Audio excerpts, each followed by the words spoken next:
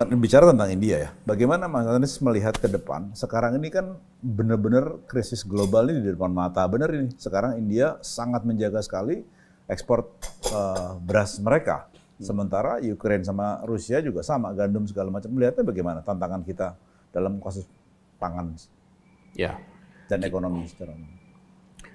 misalnya terkait dengan pangan ya, secara khusus kita ini memang perlu meningkatkan produksi nasional dan menghidupkan perekonomian desa. Kan selama ini udah dikasih 1 miliar satu desa.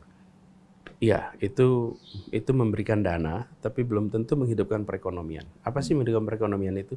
Menghidupkan perekonomian itu menciptakan transaksi ekonomi, jual beli yang kita sebut dengan nama pasar.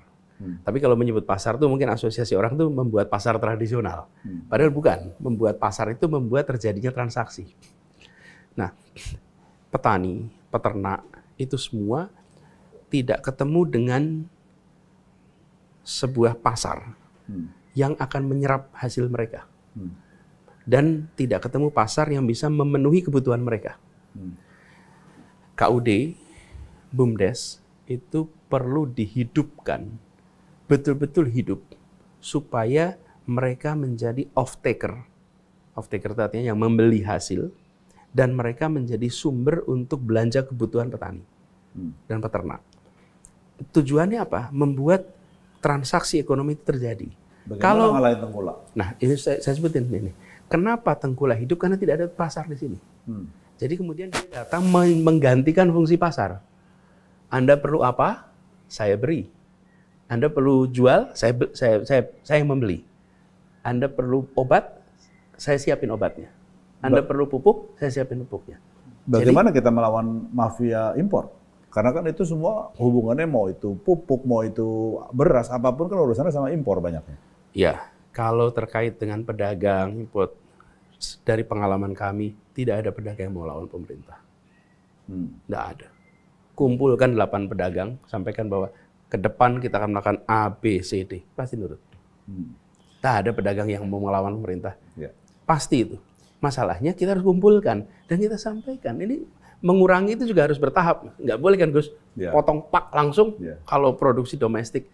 Kita ini kan situasinya, kenapa kita dulu mengimpor? Sederhana, demand dalam negeri meningkat, supply-nya belum mencukupi. Oke. Lalu kita lakukan impor. Nah, sebenarnya yang kita harus lakukan, kita lakukan impor secara bertahap, suplai dalam negeri ditingkatkan. Sehingga impor pelan-pelan turun. Tapi kita semua tahu impor itu rentenya besar. Dan lama-lama nikmat tuh dengan impor. Akhirnya suplai itu nggak dinaikin. Ya harus ada percakapan. Apa kita mau begini terus? Mas Anies, dulu KUD segala, ya itu zaman dulu pernah ya, bagus ya? Ya. Dia menjadi pasar. Jadi saya bilang gini, kenapa kalau kita bisa menciptakan perekonomian di desa itu atau mekanisme pasar itu hidup di desa, maka dia akan self-sustaining. Dia akan menjaga dirinya sendiri. Tapi kalau kita pakai program ini, Mas, bantuan, kalau kebijakan pemerintahnya berubah, bantuannya berhenti. Tapi kalau di situ ada toko tani, toko petani ya, toko peternak, dan yang siap membeli, maka itu akan hidup. Bahkan begini, bila di dalam satu kabupaten, satu wilayah, atau 2-3 kabupaten, satu wilayah itu ada fasilitas yang siap membeli apapun yang diproduksi tempat itu. Nggak usah ke Tengkulak. Ada satu tempat, Anda produksi jagung 10 kilo pun kami beli. 20 kilo, itu agregator itu. Dia menjadi pencipta pasar. Sementara selama ini, karena tidak punya off-taker, setiap kali ada produksi yang angkanya kecil, dia nggak bisa kemana-mana. Hanya yang produksi jagung skala besar yang punya pembeli. Nah, ini harus dihidupkan. Perekonomian itu terjadi. Nah, di peran yang dimainkan oleh para tengkulak itu sebetulnya mereka mengisi kekosongan itu. Karena tidak ada off-taker, tidak ada yang siap membeli, dan tidak ada yang siap meminjami, maka mereka mengisi peran itu. Dulu ada KUD. Perlu uang untuk anaknya sekolah, mereka bisa ambil KUD. Terus kemudian ketika produksi berasnya jadi, mereka ambil KUD. Ketika ada produksi telurnya jadi, ambil KUD. Jadi KUD itulah yang menjadi pusat perekonomian atau dalam bahasa modern namanya pasar. Ya. Sekarang bisa BUMDes, bisa KUD. Nah, ini yang menurut saya harus dihidupkan. Kalau Konsep itu terjadi, koperasi itu kan apa? Dari anggota, oleh anggota untuk anggota gitu ya? ya. Nah, kalau itu hidup secara mikro, agregatnya, maka produksi pertanian kita akan. Tapi kan itu agak sedikit konvensional, sementara sekarang sudah digitalisasi, sudah kemana-mana.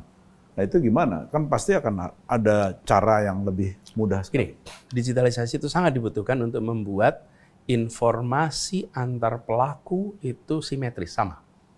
Siapa pelaku itu? Produsen di hulu sampai konsumen di hilir. Itu mereka punya informasi yang sama. Nah, hari ini di dalam komoditas kita itu tidak ada informasi yang simetris. Warung di Jakarta, itu kami lakukan kemarin. Antara pasar induk sampai ke konsumen, itu kita buat informasinya tersedia. Namanya IPJ, Info Pangan Jakarta. Itu ada aplikasi. Di situ fungsinya apa? Membuat se-Jakarta ini tahu harga beras di Jakarta hari ini. Tahu harga bawang putih di Jakarta hari ini. Dan itu ini ada aplikasinya? Ada aplikasinya, ini namanya aplikasi IPJ. Masih dilanjutkan itu sampai sekarang ya? Masih. Nih saya lihat ya, misalnya beras IR naik Rp10. Beras muncul naik Rp46. Ini minyak goreng misalnya. Ya. Minyak goreng turun Rp65. Oh, Oke. Real time ya? Real time. Ini masih ada. Nah, dengan udah adanya kayak saham ya? kayak saham. Nah, apa sih? Kan gini, Mas. Ini pasar induk terima barang dari seluruh wilayah. Dari pasar induk dibeli oleh pasar-pasar yang lain. Ada lebih dari 130 pasar di Jakarta. Lalu warung-warung belanjanya di pasar. Ya. Misalnya kalau di Lebak Bulus beli di pasar Cipete atau pasar Pondok Labu. Mereka belanjanya. Nah, warung-warung ini ketika mereka mau belanja, mereka biasanya lihat ini. Ini bukan untuk rumah tangga. Ya. Ini biasanya dipakai untuk warung. Ya. Warung catering.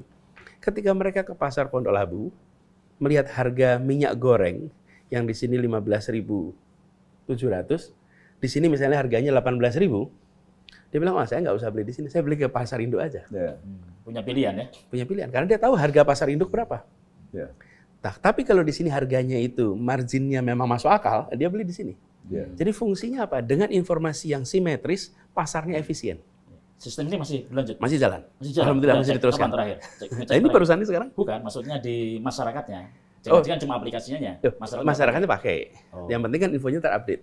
Pedagang paling tidak Pedagang pakai. Nah, jadi untuk wilayah Jakarta, bahasa apa sophisticated-nya nih namanya apa symmetric information di dalam market.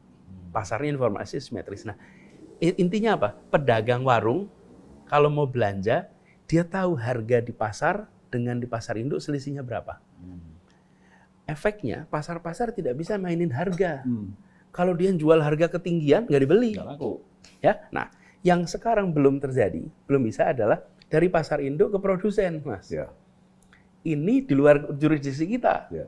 Karena misalnya kalau bawang, berarti bawang merah dari Brebes. Ya. Kalau beras, kita ambil mungkin dari Cianjur, dari Indramayu, dari Sulawesi. Nah, secara nasional ini yang diperlukan digitalisasi. Jadi, bagaimana informasi harga dari produsen itu ada. Kalau itu terjadi, maka petani kita pun tahu berapa saya harus menjual. Seperti sekarang pedagang-pedagang di Pondok Labu itu tahu berapa saya harus menjual. Karena kalau dia jual terlalu tinggi nggak bisa. Tapi jual terlalu murah juga tidak boleh.